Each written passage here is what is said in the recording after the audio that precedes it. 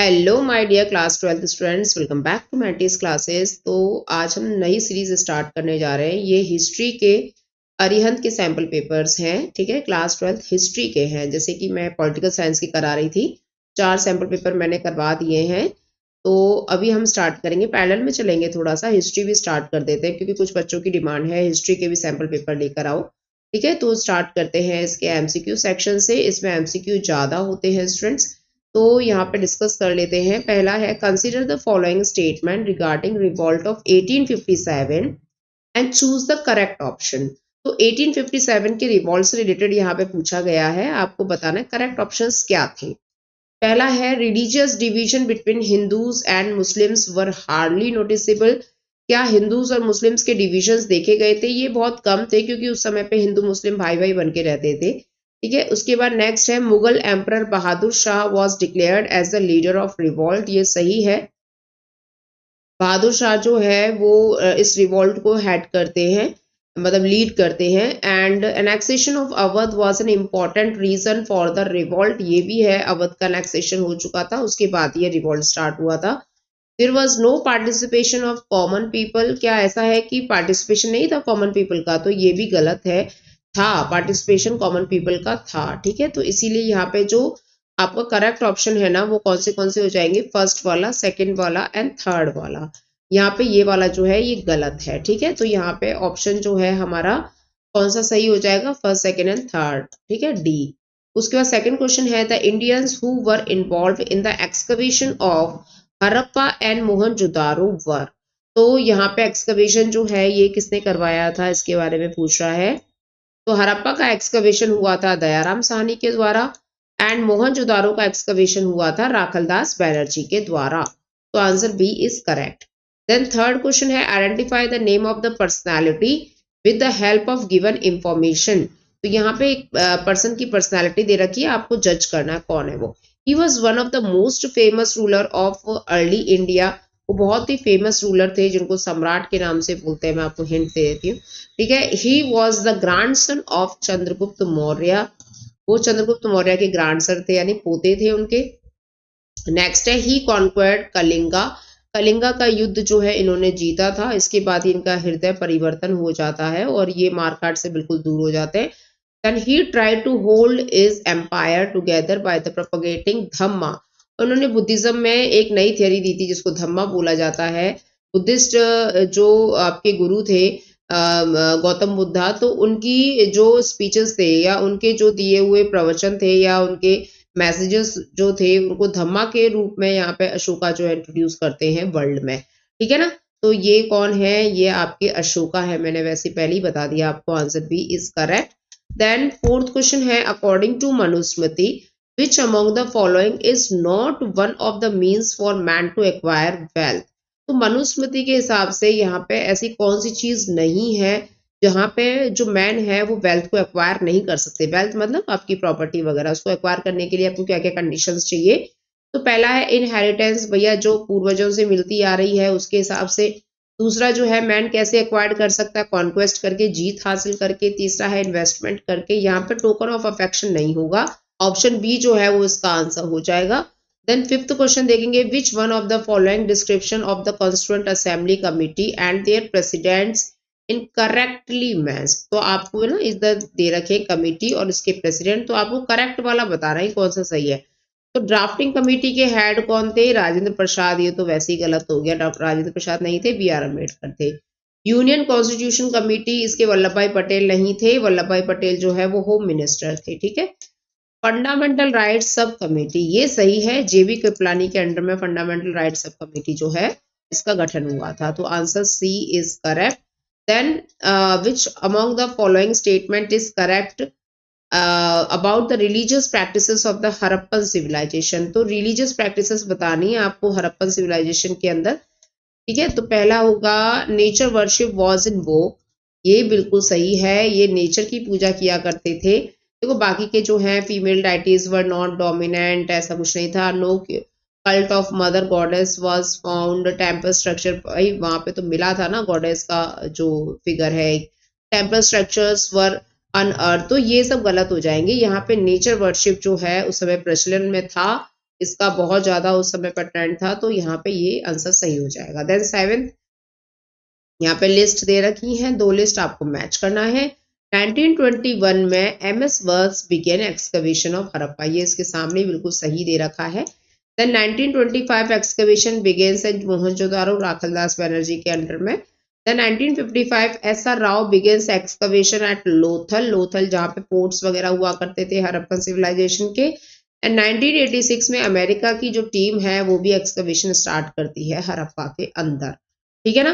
तो यहाँ पे इसके सामने सामने वाले ही जो मैचिंग सही हो रहा है, तो आंसर हो जाएगा 1 2 3 4।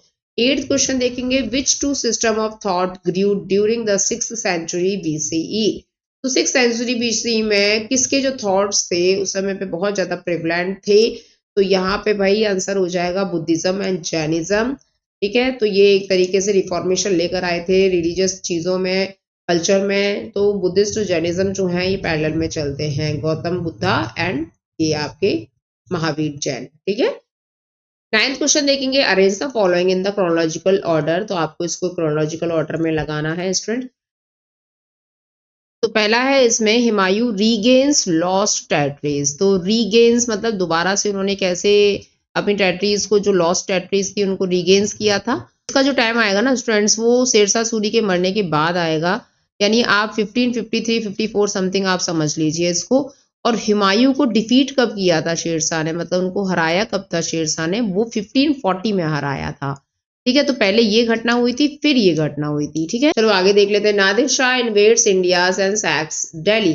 नादिर शाह जो है वो इंडिया पर इन्वेड करता है और दिल्ली को लूट लेता है, और हमसे कोहिनूर का हीरा, मयूरासन, ये सब हमसे छीन के ले जाता दिल्ली से उठा के, ठीक है। तो यहाँ पे ये इंसिडेंट हुआ था 1739, ओके। उसके बाद बाबर डिफीट्स इब्राहिम लोदी, ये सबसे पहली घटना हुई थी। बाबर ने इब्राहिम लोदी को कब हराया था, ये 1526 में हराया। तो ये हो जाएगा 1526, ठीक है। 1540, 1540 और 1739, तो आपका आंसर क्या हो जाएगा 4213। तो देखो जरा ऑप्शन कहाँ है, 4213 इसका आंसर हो जाएगा। 10th क्वेश्चन है, complete the following with the correct option. तो देख लेते हैं यहाँ पे, resolution proposing the national flag. यहाँ पे देखो रोल ऑफ लीडर्स के बारे में दे रखा है कॉन्स्टिट्यूएंट असेंबली में, ठीक है। तो resolution proposing the national flag of India, तो किसने नेशनल फ्लैग का रेजोल्यूशन पास किया था, ये थे जवाहरलाल नेहरू। और किसकी अध्यक्षता में किया था, उस समय पे प्रेसिडेंट कौन थे कॉन्स्टिट्यूएंट असेंबली के, तो ये थे राजेंद्र प्रसाद, ठीक है। A is correct. Then 11th question है, what was the primary role of teaching master, sheikh, pir और murshid in Sufi communities organised around a khanqah. तो यहाँ पे क्या हो जाएगा, जो शेख है, पीर है, मुर्शीद है, ये क्या होते थे, टीचर्स होते थे खानका के। और इसमें जो आपके स्टूडेंट्स हैं वो क्या होते थे, आपके मुरीद होते थे, ठीक है। तो इसका आंसर हो जाएगा enrolling discipline and appointing successor. तो जो डिसिप्लिन में रहता था उसको सक्सेसर अपॉइंट कर दिया जाता था। उसका 12th क्वेश्चन है, Abdul Razzaq was an ambassador sent by the ruler of Persia. Iran को बोलते हैं पर्शिया, ठीक है। तो उसके रूलर ने भेजा था, ये उनका एम्बेसडर था। मैच द फॉलोइंग देख लेते हैं। रैयत, रैयत किसको बोलते हैं, यहाँ पे the term frequently used to denote the peasants also known as the mujahirin. तो यहाँ पे रैयत हो जाएगा। तो khud kashta, a resident peasant who cultivate land in the village where they hold their land, जिसके पास खुद की जमीन होती थी और गांव में वो जमीन करता था, उसको खुद खासता यानी खुद करता था वो अपना, और उसकी खुद की जमीन होती थी। पाही खासता, ये क्या करते थे, कॉन्ट्रैक्चुअल बेसिस पे लैंड लेते थे और उसकी खेती बाड़ी करते थे। अस्सामी कौन होते थे, ये वो लोग, वो पीजेंट्स हुआ करते थे जो बाउंड्री का डिमार्केशन करते थे, चाहे वो आपके ब्रिक्स से करें, थोन से करें, मतलब बाउंड्रीज को बनाते थे ये, ठीक है ना। तो उनको अस्सामी बोलते हैं, ये जापानीज वर्ड है एक्चुअली। उसके बाद नेक्स्ट आता है आपका, तो इसमें हाँ हमारा आंसर क्या हो जाएगा, हमारा आंसर हो जाएगा 1324, ओके। उसका choose the correct options from the following statement reference to the Jain monk. Jain monk के जो 5 आपके जो ओथ हैं, जो शपथ वो दिलवाते थे, तो not to abstain from lying in not, तो वैसे ही गलत हो गया, ठीक है। जिसमें नॉट लग रहा है तो उसको तो पहले ही हटा दो भाई। उसका to abstain from the stealing, हाँ ये सही है, ठीक है। अब मतलब चोरी चकारी नहीं करनी है। उसके बाद यहाँ पे एक फिगर दे रखा है, ये कौन सा मंदिर है ये आपको बताना है। जितने भी बुक्स में मंदिर दे रखे हैं, बिल्डिंग्स दे रखी हैं, जो भी रिलेटेड मॉन्यूमेंट्स आर्किटेक्चर से रिलेटेड है, सबको आपको देखना है, ठीक है, हिस्ट्री में यही चीजें बहुत इंपॉर्टेंट होती हैं। तो ये जो टेम्पल है ये लोटस महल है जो विजयनगर एम्पायर में बना हुआ है, राजाओं के द्वारा बनवाया गया। देन आपका असर्शन रीजनिंग का क्वेश्चन है, तो डायरेक्ट देख लेते हैं। Deccan riots commission was formed in government in Bengal. तो क्या डेक्कन रियोट, अब देखो भाई डेक्कन पूछा है तो बंगाल कहाँ से आ गया है ना, डेक्कन एरिया तो आपका वैसे भी साउथ वाला एरिया है, तो बंगाल तो नहीं आता साउथ में, तो यहाँ पे आपका हो जाएगा ये महाराष्ट्र में स्टार्ट हुआ था ये, यहाँ पे ये पहले ही गलत हो गया। ठीक है, उसका रीजन क्या है, submitted its report in the 1878, ये बिल्कुल सही है, 1878 में इसकी रिपोर्ट जो है वो सबमिट की गई थी। तो answer A is false and R is true. Then 17th question, identify the historical development in the early Indian history with the help of the following information. तो यहाँ पे आपको बताना है ये जो इंफॉर्मेशन दे रखी है इसमें कौन सी सही है, आइडेंटिफाई करना है इसको। तो it involves the dissemination of the Brahmanical ideas through the composition of the Puranic text in the simple verses, the process of aim to make these texts accessible for the women and shudras। ठीक है, ये नहीं पढ़ा करती थी women and shudras जो है, ये मनुस्मृतिज और संस्कृत वर्जन्स को नहीं पढ़ सकते थे। Another process involved Brahmins accepting the revoking the beliefs and the practices of various social categories, and notable example in the identification of the principle of deities Puri, Odisha and Jagannath form of the Vishnu। तो देखो यहाँ पे हमको वैसे ही दिख रहा है, इसका आंसर हो जाएगा interaction between the great and little tradition. Great tradition वो है जो पूरी तरीके से प्रिवलेंट है, भारत में ज्यादा चल रहा है, लोग उसको बहुत मान रहे हैं, जैसे संस्कृत वर्जन को पढ़ना, जैसे मनुस्मृति इसको पढ़ना। ठीक है, और लिटिल का क्या है, इसको कुछ ही कम्युनिटीज जो है वो फॉलो करती थी। एंड नेक्स्ट है, जैसे ग्रेट में हम डाल सकते हैं हिंदुज्म जो कल्चर है, और लिटिल में डाल सकते हैं बौद्ध Jain type. What was the sources of cotton after the American Civil War broke out? तो यहाँ पे जो अमेरिका की जब वॉर हो जाती है, अमेरिका में जब सिविल वॉर हो जाती है, तो यूरोपियन जो है वो कहाँ से कॉटन को लेते हैं, कहाँ से सोर्स जुगाड़ते हैं, तो वो है आपका इंडिया। ठीक है, लेकिन जैसे ये जो सिविल वॉर खत्म होती है अमेरिका में, तो दोबारा से फिर ये अमेरिका में चले जाते हैं, हमें बहुत लॉस होता है। The annexation of the Awadh was done by, तो ये किसने किया था annexation of अवध, तो ये किया था स्टूडेंट आपका लॉर्ड डलहौजी। डलहौजी ने इसका annexation कर दिया था। ठीक है, और इसने एक थॉट भी बनाया था कि cherry will drop into our mouth one day, ऐसे कुछ था शायद। ठीक है, तो ये हो जाएगा इसका आंसर। उसके बाद in what contest did Nehru place the Indian experiment while introducing the objective resolution. तो आज की डेट का ये प्रीएम्बल है, ऑब्जेक्टिव रेजोल्यूशन जो है। ठीक है, तो इसमें इसका आंसर हो जाएगा student historical affairs to produce the documents of the rights. The next है, why did the Congress session in 1929 important, 1929 को लीड किया था जवाहरलाल नेहरू ने, तो स्वराज को यहाँ पे इंपॉर्टेंस दी गई थी। एंड इसका जो आंसर हो जाएगा वो पूर्ण स्वराज हो जाएगा, टू डिमांड द पूर्ण स्वराज और कंप्लीट इंडिपेंडेंस फॉर द। ठीक है, हमें पूरी आज़ादी चाहिए, थोड़ी नहीं चाहिए, मतलब ऐसा नहीं है कि आप लोग रहो और हम लोग इंडिपेंडेंट। देन फिर उसके बाद मूव करते हैं स्टूडेंट्स के क्वेश्चंस पे। यहाँ पे देखो 3 मार्क्स क्वेश्चंस दे रखे हैं, तो ये आपको पूरा अच्छे से पढ़ने हैं, समझने हैं। इसकी जो पीडीएफ है आपको डिस्क्रिप्शन में मिल जाएगी इसकी लिंक।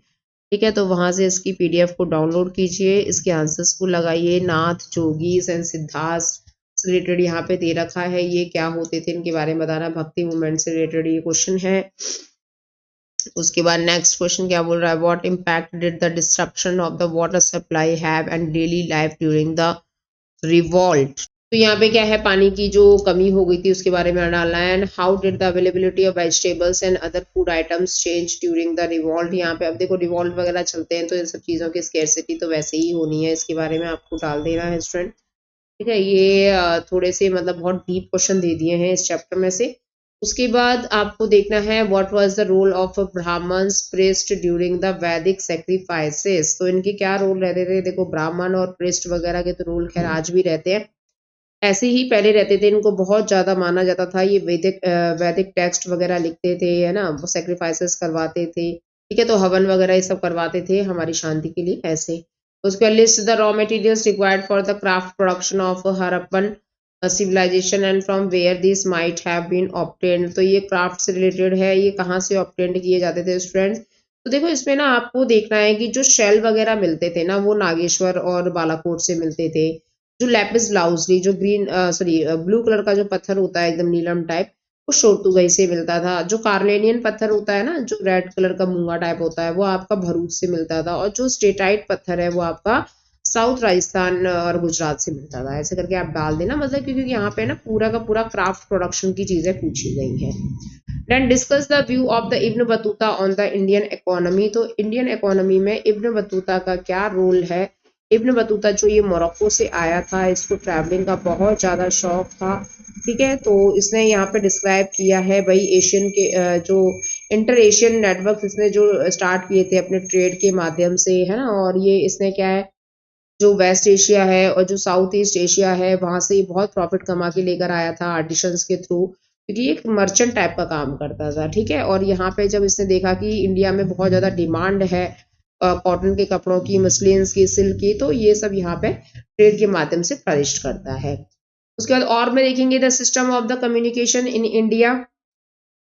तो यहाँ पे डाल देना भैया कि इब्न बतूता जो है उसने एक सिस्टम बताया था, क्या आपका जो ये स्टैम्प वाला था ना, क्या उलूक करके जो था, और जो फुट पोस्ट वगैरह होती थी, ठीक है, उसके बारे में यहाँ पे डाल देना। जो हॉर्स की पोस्ट होती थी और जो फुट पोस्ट हुआ करती थी, जिसको दावा बोला जाता है और उलूक बोला जाता है, ठीक है, उसके बारे में बोल रहा है। उसके बाद है 27 question, how did the auction in Vardhaman take place. तो भाई यहाँ पे अंग्रेजों ने सीधा बोल रखा था, जो जमींदार जो है टैक्स को फुलफिल नहीं कर पाएगा, उसकी जो प्रॉपर्टी है उसको ऑक्शन कर दिया जाएगा, या जो राजा जो है अगर वो भी नहीं कर पा रहा तो उसकी प्रॉपर्टी को ऑक्शन कर दिया जाएगा, है ना। तो यहाँ पे ये सब डाल देना। वर्धमान जो है ये बंगाल में पड़ता है। उसके बाद नेक्स्ट है आपके लॉन्ग क्वेश्चंस आ जाएंगे, यहाँ पे एग्जामिन करना है, आपको बताना है भाई। तो 28th क्वेश्चन बोल रहा है शाकास के बारे में। तो ये सेंट्रल एशिया से आए थे, इनको हमारे जो ब्राह्मण है वो मलिच्छ करके बोला जाता था इनको। और ये गुजरात के एरिया में इधर जाके एस्टेब्लिश हो गए थे। इनके फेमस रूलर का नाम रुद्रदमन है ना। तो ये सारी चीजें पढ़ना, मतलब आपको पढ़ना पड़ेगा अच्छे से। ऐसे ही और में क्वेश्चन दे रखे हैं, इसको भी आप अच्छे से पढ़ लेना। ये काफी लेंथी है, मैं इसको इतना लंबा कैसे समझाऊं, ठीक है, क्योंकि बहुत समय इसमें चला जाएगा, तो आपको इसको रीड करना है। और briefly explain the different types of the building situated in the royal centre. What do you think the significance of the rituals associated with the Mahanavami डिब्बा। ये विजयनगर एम्पायर का क्वेश्चन है स्टूडेंट, बहुत इंपॉर्टेंट क्वेश्चन है, ये आता ही है हर बार, ठीक है। यहाँ पे क्या है, किंग्स प्लेस हुआ करती थी, ऑडियंस हॉल है, लोटस महल है, हजाराराम टेम्पल्स है, ऐसे करके इसके सिग्निफिकेंस आप बता देना। देन इसके और में देखते हैं क्या बोल रखा है कि the writing of the Portuguese traveller has greatly help in the reconstruction of the history of Vijayanagar empire. तो विजयनगर एम्पायर में जितने भी ट्रैवलर्स वगैरह आए थे, तो उन्होंने क्या रोल, मतलब उन्होंने क्या किया ना, इसको एक्सप्लेन किया है अलग अलग वे में। जैसे डोमिंगो पाइस है, पोर्टुगीज थे, पोर्टुगीज ट्रैवल के बारे में आपने पूछ रहा है ना यहाँ पे, तो उसके बारे में ही डालना है ना। डोमिंगो पाइस वगैरह है, और आपका दौड़ते बारबूसा है ना। तो इन्होंने महानवमी डिब्बा के बारे में, ऑडियंस हॉल के बारे में लिखा है कि ये हाउस ऑफ विक्ट्री हुआ करते थे, और यहाँ पे ये बहुत ही ब्यूटीफुली स्कल्प्टेड हुआ करते थे, है ना। इसका अपर जो प्लेटफॉर्म है उसको हाउस ऑफ विक्ट्री बोलते थे। महानवमी डिब्बा का जो है ये सेक्रेड श्रीन्स हुआ करते थे, इस सारी चीजें डालना है आपको। उसका नेक्स्ट है the opening of BHU was an occasion for the celebration. तो बीएचयू यानी बनारस हिंदू यूनिवर्सिटी। तो गांधी जी यहाँ पे पहली बार आए थे 1916 में, और इन्होंने यहाँ पे भाषण दिया था, और इन्होंने ये भी बोला था कि भैया मेरे जो मेन पीजेंट लोग हैं वो दिखाई नहीं दे रहे हैं, इंडिया की जो मेन जनता है वो पीजेंट में समाई हुई है, लाइक दैट। तो ये सारी चीज़ें आप इसमें डाल देना। ये मतलब एक तरीके से क्या है, अपना कल्चर को बहुत ज़्यादा इम्पोर्टेंस दे रहे थे। गांधी जी जो हैं अपने हेरिटेज को, अपने वैल्यूज़ को, है ना, अपनी एजुकेशन के रूट्स को नहीं भूलने के लिए कह रहे थे। जो इंडिजीनियस जो हमारा ट्रेडिशन है ना, उसको नॉलेज करने के लिए कह रहे थे। तो ये सिस्टम को इन्होंने यहाँ पे मतलब भाषण के तौर पे सबको एक्नॉलेज करवाया। Then Gandhiji told to the privileged invites that there is no salvation of India unless you strip yourself of this jewelry and hold it in trust for your countrymen in India. Justify the statement. ठीक है, तो ये भी गांधी जी से related है, इसको भी आपको पढ़ना पड़ेगा अच्छे से। कि जो बीएचयू में जब ये आए थे तो इन्होंने हाईलाइट किया था बहुत सारी पुअर कंडीशन जो इंडिया के अंदर हैं, ऐसे करके डालना, मतलब इसको पढ़ना पड़ेगा आपको। उसके बाद है नेक्स्ट है सोर्स बेस्ड क्वेश्चन। देखो स्टूडेंट, ये क्वेश्चंस आपको आंसर राइटिंग प्रैक्टिस में करने ही करने हैं, अदरवाइज आपका ये सेक्शन मिस हो सकता है अगर आपने अच्छी आंसर राइटिंग नहीं करी तो, ठीक है। 8 मार्क्स का क्वेश्चन है, ये डिमांड करता है 300 से 350 वर्ड्स। तो आपको उस फॉर्मेट में आंसर्स की प्रैक्टिस करनी है कि हम कैसे कितना लिख सकते हैं, क्या क्या हम इसमें पॉइंट्स डाल सकते हैं। देन देखते हैं सोर्स बेस्ड क्वेश्चन है। तो पावर ऑफ द स्टेट, अब देखो ये 3 सोर्सेस हैं आपके, है ना, 4-4 नंबर के 3 सोर्सेस हैं। तो इससे क्या है, आपके 12 नंबर तक आपके एक्वायर्ड हो सकते हैं। आप अगर अरिहंत के भी सारे सोर्सेस कर लोगे ना, तो आपको इससे बहुत हेल्प मिल जाएगी। आपकी ये मान लो लगभग 80% तैयारी आपकी सोर्सेस की आपका अरिहंत ही करा देगा। तो आप इन सोर्सेस को भी अच्छे से लगा लोगे ना, तो भी हो जाएगा काम, ठीक है। तो यहाँ पे पूछ रहा है what was the system of the physical federalism mandated by the constitution. तो आपको इधर बताना है कि भाई कैसे टैक्सेस जो है वसूल किए जाते थे सेंटर के द्वारा, स्टेट्स के द्वारा। तो इस तरीके से उसके बाद what were some of the taxes that is state could levy the collect on their own. तो ऐसे कौन से टैक्सेस है जो सिर्फ स्टेट ले सकता है, तो जैसे प्रॉपर्टी टैक्स है, लैंड टैक्स है, सेल्स टैक्स है ना, ये सारे आज भी तो लगता है प्रॉपर्टी टैक्स हमारे घरों पे, ठीक है। तो वो क्या स्टेट के अंडर में आता है। देन थर्ड है how did physical federalism work in the constituent regarding the tax collection. देखो फेडरलिज्म का मतलब ही यही होता है स्टूडेंट कि आपकी जो पावर है वो सेंटर में, स्टेट में और लोकल्स में, तीनों में डिवाइडेड हो जाए, ठीक है। और इसीलिए हमारा जो देश है ना वो पूरी तरीके से फेडरलिज्म भी नहीं है, क्वासी फेडरलिज्म में आता है ना, आधा आधा फेडरलिज्म को हम यूज करते हैं नाम के लिए। तो सारी पावर्स जो दे रखी हैं तीनों में, लेकिन मतलब पूरी तरीके से कमांड जो है वो सेंटर के अंदर में रहती है, ठीक है। तो यहाँ पे आपको बताना है उसी के बारे में, कलेक्ट द सर्टेन टैक्सेस जो सेंटर लेता है ना, उसके बाद ये आपको पूरा इसके अंदर मिल जाएगा। Then next the importance of boundaries. तो बाउंड्रीज जो है पहले क्या है, मनुस्मृति में भी लिखा गया है कि आपकी जो बाउंड्रीज है ना वो किस किस चीज से बनाई जा सकती हैं, आपकी ब्रिक्स से, एशेस से, है ना, आपके स्टोन से, पेबल से, लाइक दिस। तो ये सब आपको बताना है, काउ के हेयर से, काफ से, ऐसे। तो why did the controversies of the boundaries arise. तो इसकी कंट्रोवर्सीज जो है ये क्यों अराइज हुई, क्योंकि जो इग्नोरेंस होती थी ना किंग की, किंग क्या है डिमार्केशन अच्छे से नहीं करवाता था। तो बाद में क्या है, जब लड़ाई वड़ाई होती थी तो उस समय पे क्या है, ये सब बंटवारा जब होता था तो डिमार्केशन की जगह नहीं मिल पाती थी। तो इसलिए क्या है, बाद में इसको क्या है इंटरनली, जैसे देखो एक तो होता है नॉर्मली बाउंड्री बना देना, और एक होता है इंटरनल बाउंड्री बनाना, यानी जमीन को खोद के और उसके अंदर जो है ईंट पत्थर गाड़े गए हों, और फिर उसके बाद चेक किया जाता था कि भाई इधर डिमार्केशन हो रखा है। तो ऐसे करके यहाँ पे किंगडम्स को डिमार्केट किया जाता था। देन उसके बाद यहाँ पे suggest the way to solve the boundary problems. तो ये किस तरीके से बाउंड्री प्रॉब्लम सॉल्व हुई थी, तो मैंने बताया ना अभी आपको, क्या क्या लगाते थे, बोन्स लगाते थे, स्टोन्स लगाते थे, काफ्स है, एशेस है, पोर्ट्रेट्स है, ये सब चीज आपकी इसमें दे रखी होंगी आपको। इसमें ये देखो यहाँ पे पूरा का पूरा दे रखा है ना, इनके द्वारा जो है इनकी प्रॉब्लम्स सॉल्व हुई थी। उसके बाद नेक्स्ट बोल रहा है यहाँ पे क्या, explain with the example any such problem being faced by India today. तो आज की डेट में इंडिया जो है वो किन प्रॉब्लम्स को फेस कर रहा है। तो जैसे गांव में ये सारी प्रॉब्लम्स फेस हो रही हैं, बहुत ही पुअर मेंटेनेंस होता है किस चीज में, डिमार्केशन में। तो इनमें डिस्प्यूट्स होते हैं लैंड को लेके, आपने देखा होगा जमीनी विवाद होते ही रहते हैं गांव में। तो ये कंट्रोवर्सीज चलती रहती हैं एग्रीकल्चर लैंड को लेकर, ये बहुत कॉमन है इंडिया के अंदर। उसका 33rd वाला है रिलीजियस फर्मेंट इन नॉर्थ इंडिया। तो नॉर्थ इंडिया में जो रिलीजियस है उसको फर्मेंट किन किन लोगों ने किया था। तो देखो तो नाथ, जोगी, सिद्धास, ये सब नॉर्थ इंडिया के ही लोग हैं। और इसमें आपसे पूछा जाएगा क्या, देखो पहला क्वेश्चन क्या बोल रहा है, what factors contributed to the worship of the deities like Vishnu's and Shiva. तो ये मेन डाइटी हुआ करते थे उस समय पे, विष्णु और शिवा। तो ये क्या है, ये पूरे पूरे इंडिया में विष्णु और शिवा के फॉलोवर्स बन गए थे मेडाइवल टाइम में, ठीक है। तो इसके बारे में डाल देना। उसके बाद what socio economic factor influence their rise of the religious leaders such as Nath, जोगीज एंड द सिद्धास। तो ये क्या है, मेडाइवल नॉर्थ इंडिया में क्या है बहुत ज्यादा इन्फ्लुएंस्ड कर रहे थे ये लोग। और ये क्या है, आर्टिशंस ग्रुप के हुआ करते थे।